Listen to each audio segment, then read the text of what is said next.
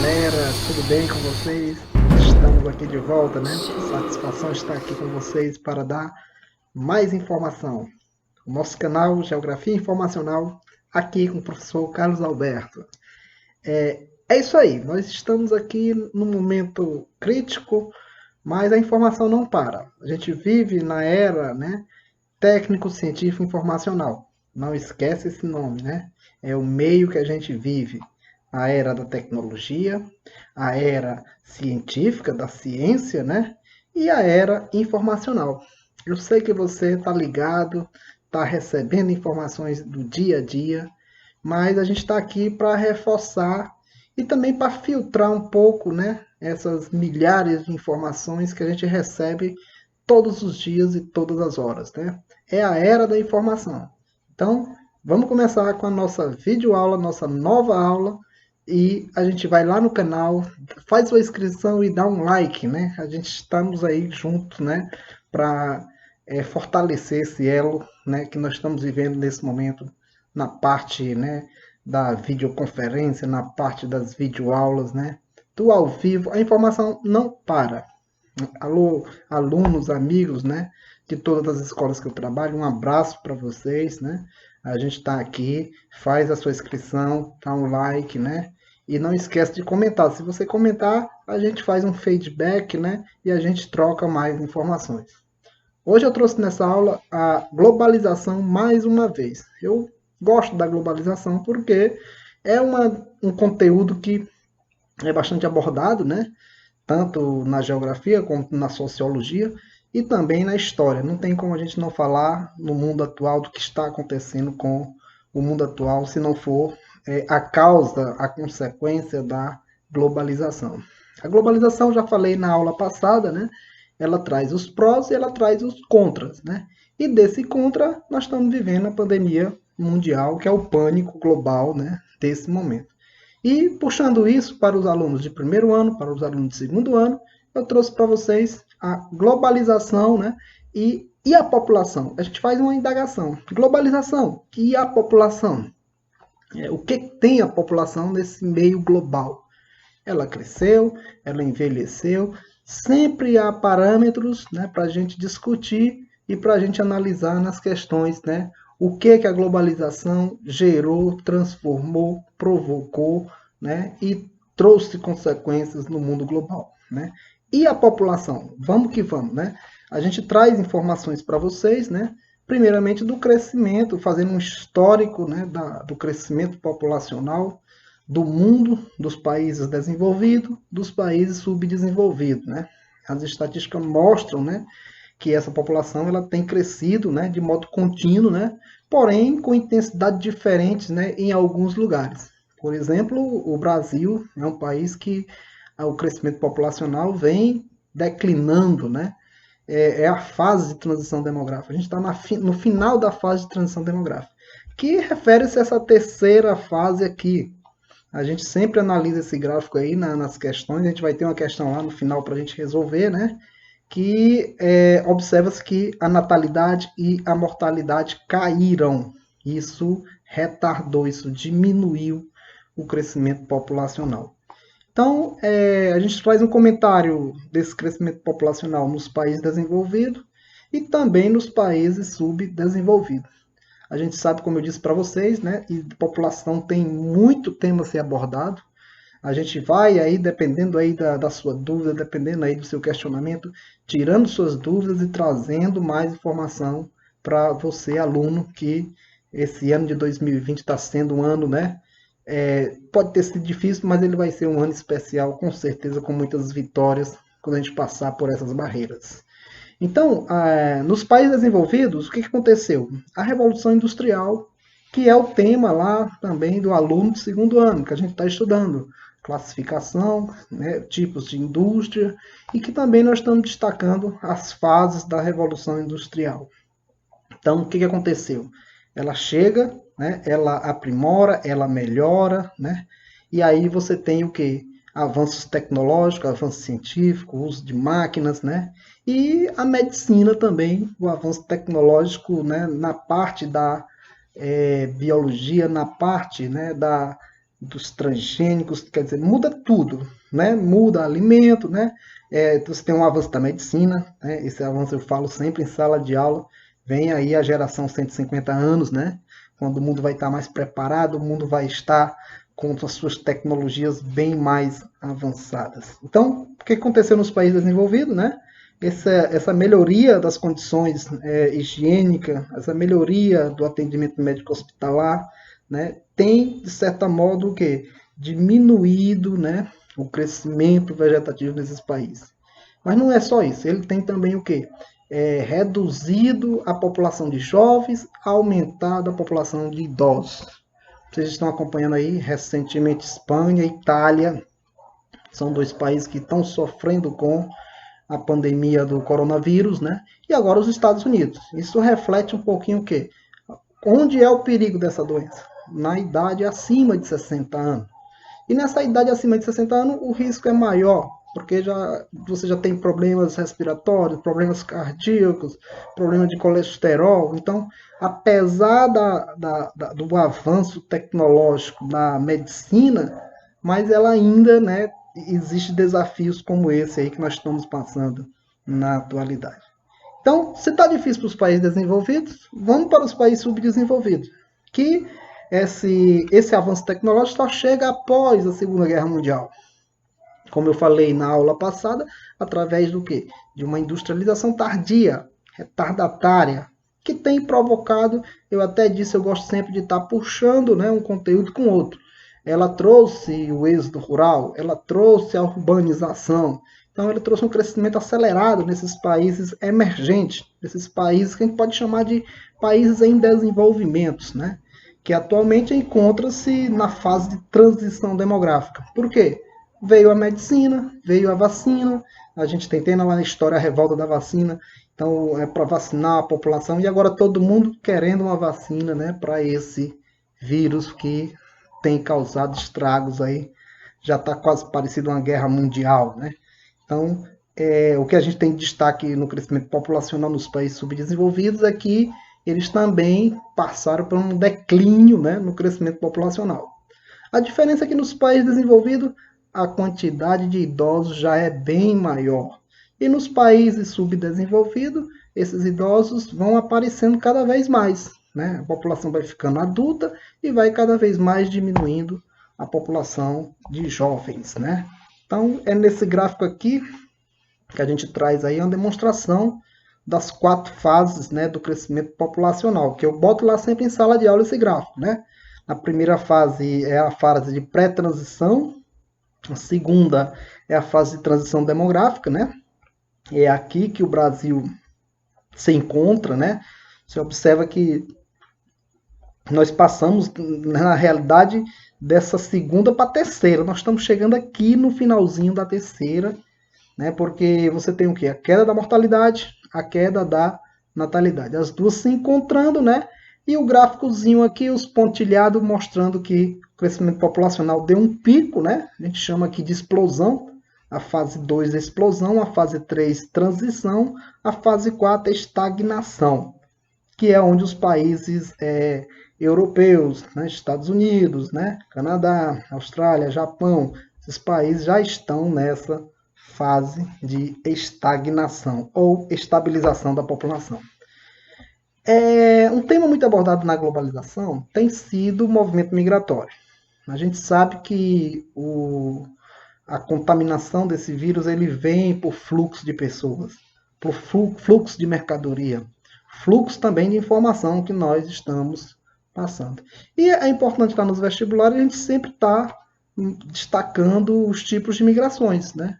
Esses tipos de migrações que a gente coloca aqui uma chargezinha pequena, né, do cidadão aqui enganchado num pêndulo, a gente chama isso aí de pêndulo, né, que é a mais conhecida como a migração pendular. Né? O que é a migração pendular?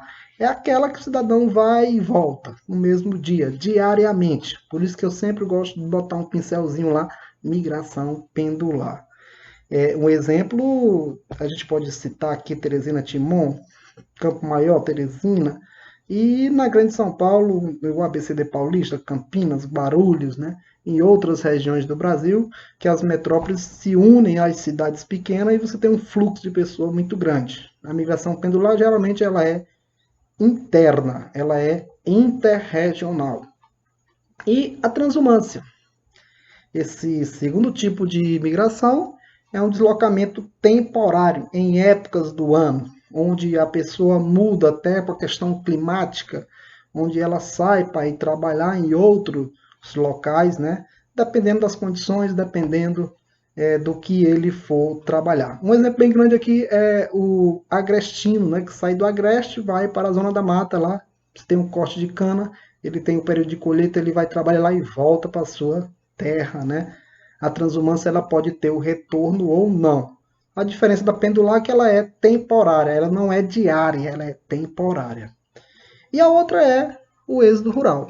Esse êxodo rural aí, ele tem trazido grandes consequências para tanto os países desenvolvidos quanto para os países subdesenvolvidos. Posso dizer para vocês que o êxodo rural ele é a causa das duas ondas, né, de urbanização. A primeira onda que aconteceu no século XVIII, com a chegada da Revolução Industrial, né, você tem Londres inchando, você tem as cidades, né, europeias crescendo rapidamente, né, só que de uma maneira mais sincronizada. E a segunda onda desse êxodo rural vem após a Segunda Guerra Mundial, né, onde os países em desenvolvimento, que eu falei agora, os países subdesenvolvidos, né, passaram a ter a industrialização tardia. E essa industrialização tardia gerou o quê? Inchaço, êxodo rural, um crescimento acelerado das cidades. A gente já vê aí, pessoal, que a gente pode estar colocando com vocês tanto população quanto urbanização, sendo que o êxodo rural, né, é a saída do campo para a cidade. Cuidado, se liga que você também pode ter o êxodo urbano-rural. Pessoas que já estão saindo do caos da cidade, né? E estão procurando um refúgio no campo, né? Vivendo em condomínios, né? De hotel fazenda, de outros setores, para ficar mais tranquilo. Cuidado, se liga que também tem o êxodo urbano-rural. É uma tendência atualmente. Porém, o êxodo rural deixou para nós o quê? Muitas consequências, né? A gente destaca aqui para vocês, né, a diminuição da população rural. Ela é significativa, isso nos países desenvolvidos chega a ser 2, 3% da população rural. Pouca gente morando no campo. Aqui no Brasil já tem uma tendência onde muitas pessoas já abandonaram o campo, né? Foram para suas cidades, foram buscar melhoria de condições de vida. O jovem mesmo hoje, que passou a ser empreendedor, que passou a correr atrás mais de um curso superior, né? Ele vai buscar isso na cidade. Sem falar que no Brasil, né, o que acontece? O campo ficou um pouco desgastado, né? Por conta também de alguns problemas políticos, de alguns problemas, né? Como a distribuição de terra, né? A oportunidade de trabalho no campo, né? E outros fatores, né? A gente tem problema também que muita gente que saiu desse campo para morar na cidade não conseguiu um emprego adequado. E aí você tem aquele cidadão que trabalhava lá na enxada, que trabalhava lá no pesado, e ao chegar na cidade, cadê o emprego, né? Não encontra, ele não sabe escrever, não sabe ler, termina indo para o setor informal, termina ocupando a periferia.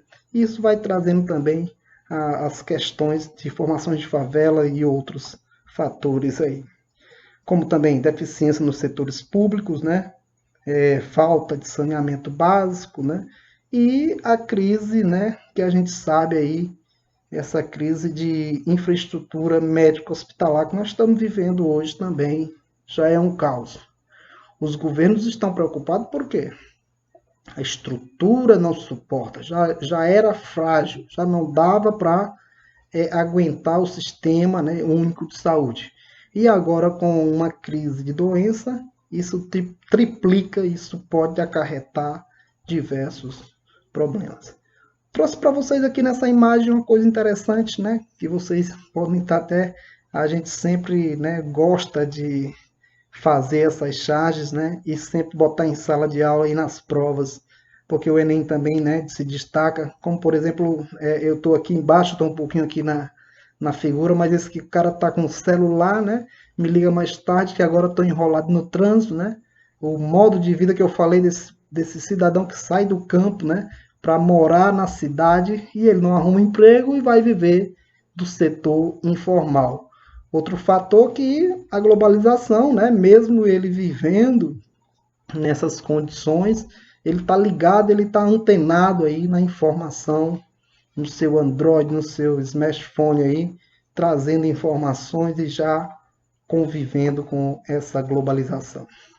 Na segunda aqui a gente traz, né, uma festa da globalização, né, onde aquela questão da exclusão, né, a globalização não consegue absorver todo mundo, né, e aí os excluídos, né, deixam de lado.